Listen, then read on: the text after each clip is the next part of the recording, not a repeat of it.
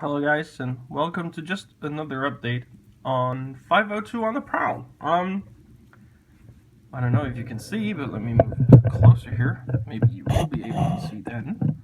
I have added a little bit of shrubbery to this area of the diorama.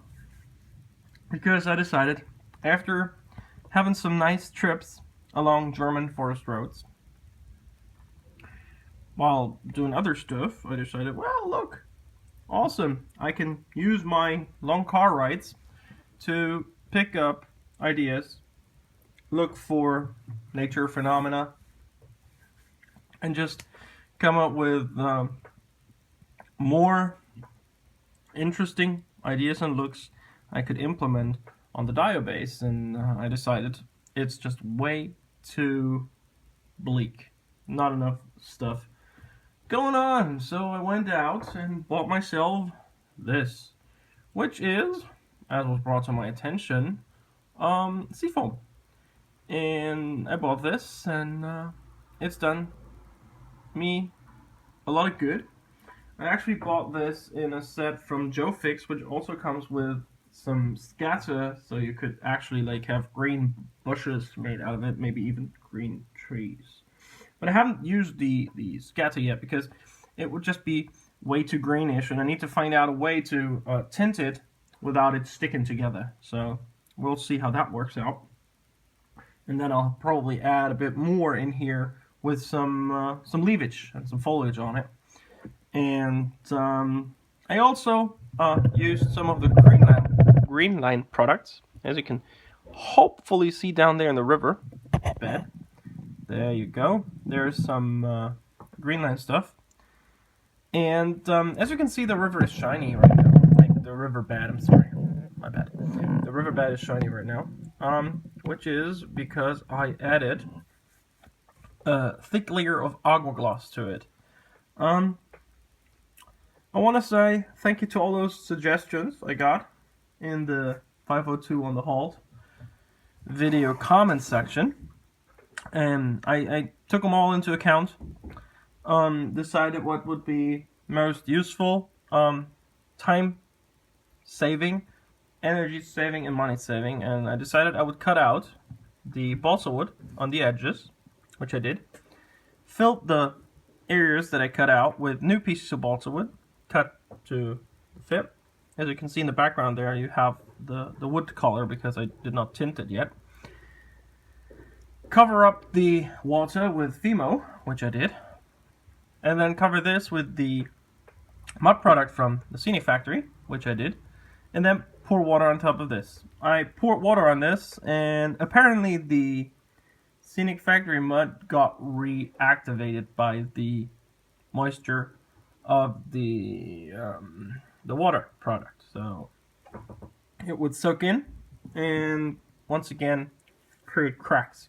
So I was able, and I can show you guys, to rip out the water that I have poured, and you can probably still see what happened here. When you look underneath, you can actually see this is what happened to the underneath. It still is kind of weird textured, and as I said, it started to crack, and I took it off. I was able to take it off without much damaging. I had to clean up a bit, like fill some of the holes, and then I let it dry for an entire week. And yesterday I poured aqua gloss, gloss coat on top, which just dries rock hard. And I'm going to pour another 1 or 2 layers of aqua gloss on that, and hope that this will protect the underneath layer from reactivating. And then I'll pour water on top of the aqua gloss. If that isn't working, I may just call it quits and either get a new water product and say good riddance to the acrylic water product I'm using from Vallejo, which up to this point has done me all good. It's just been perfect so far. Ever since I got the new bottle, it's acting up. So maybe, just maybe, it had a problem with maybe being in too cold of conditions while on the transport. So that might be a reason, because it says don't freeze, so I'm not sure. And yeah, and then I might have to go into resin water, which I totally dread because first off, it smells bad. Second of all, it's a mess to mix up. Then you need to tint it, which has always been not the nicest thing for me to do because it started to smear and stuff. And yeah, and it's expensive. So those are all like reasons I really would love for the Vallejo water to work. Otherwise, it would be like 15 euros to the drain. But yeah, if it doesn't work, it doesn't work. I'm not gonna be complaining about this. And let me zoom in on this area because I used other stuff from Greenline, like this fern. The thing with the Greenline stuff, and I'll show you guys one of the sheets here. Let me zoom out again. The problem with this is, if you look at them, they are really, really green. What you have to do with them is you need to color them. And I used acrylics, just over the top acrylics, a couple of like tones just to add a bit of variety and tonal variation. And then you just stick them on and they look okay. They look a bit big. I don't think they're in scale, although it says they are 35th scale. I think they might just be better for 24th.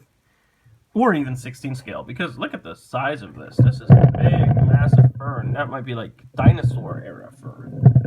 But yeah, overall, I like the way the diorama is developing, and I like where it's going. I just hope I can add even more shrubbery to this area. Like I said in the last video I put out, I am looking for suggestions what to use. So if you guys know anything, let me know.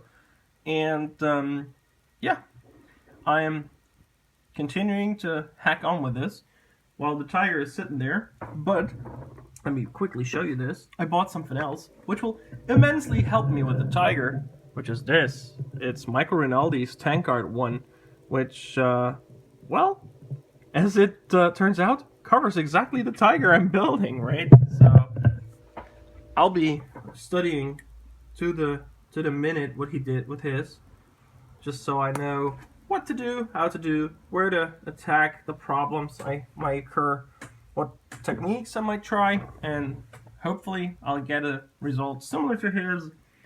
Mine will be muddier and dirtier, I guess. So yeah, thank you guys for watching. Until I see this the next time, this is Hot Modeling. Bye for now. Bye guys.